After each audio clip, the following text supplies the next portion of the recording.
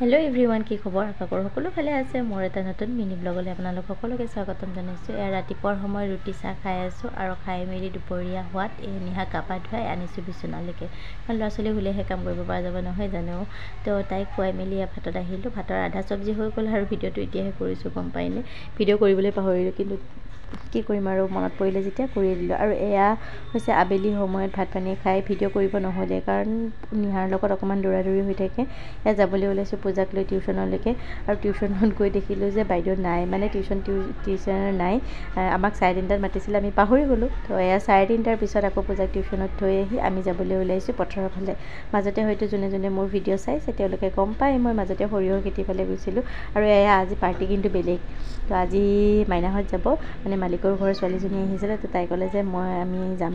তো আহি পাই গ'লোঁ। এয়া আকৌ পথাৰত এয়া দেখিছেনে কি ধুনীয়া দূৰণিৰ পৰা যে বিৰাট ধুনীয়া লাগিছে। আৰু সৰিয়হৰ খেতিবিলাক, মানে ফুলবিলাক ভাল লাগিছে। আৰু ফুলটো পকৰি খালোঁ আজি দুপৰীয়া, গম পাইনে। আজি প্ৰথম খাইছোঁ, কিন্তু বহুতে কয় বোলে ফুল পকৰি খাই, বনাই পোৱা নাছিলোঁ। কিন্তু আজি বেলেগে বনাইছিলে, মই খাই পাইছোঁ আজিহে। আৰু এয়া হৈছে মানিমুনি। কিন্তু মানিমুনিখিনি দেখি বৌয়ে কি ক'লে জানেনে, এয়া বোলে সৰুমুনি আৰু ডাঙৰমুনি, মানে মানিমুনিৰ নামটো পাহৰি থাকিলে। তো আমি কৈছোঁ নহয় সৰুমুনি ডাঙৰমুনি নহয় নহয়, এয়া হৈছে মানিমুনি। তো তেওঁ কৈছে সেই নহয় বোলে, মোক নকওঁ, মই পাহৰি থাকিলোঁ পটককৈ বোলে নামটো বোলে মানিমুনি মানে সেইকাৰণে বোলে সৰুমুনি ডাঙৰমুনি কৈছোঁ। লাজ পালে, যিয়ে নহওক বাৰু। আৰু ইফালে বৌহঁত আহি কিনে দেখা পালে যে পিছফালে মেজি বনাইছে।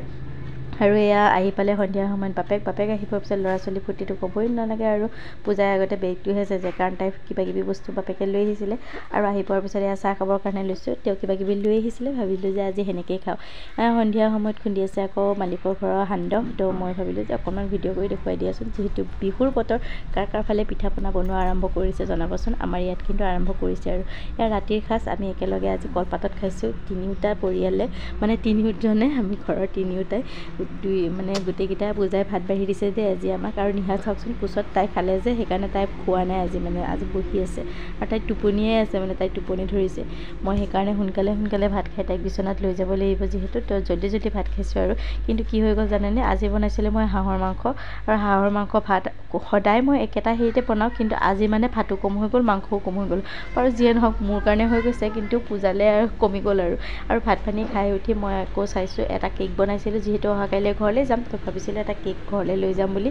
আৰু কেকটো কিন্তু বনাই থাকোঁতে হৈ গ'ল, কিন্তু এইফালে চাওকচোন পূজাই আধা আধি খালেই তাৰমানে কেকটো। বাৰু যিয়ে নহওক, মোৰ কেকটো কেনেকুৱা লাগিছে কমেণ্ট কৰি জনাব। আজিৰ ভিডিঅ'টো ইমানতে সামৰিছোঁ। আজিলৈ আহিছোঁ তেন্তে, বাই।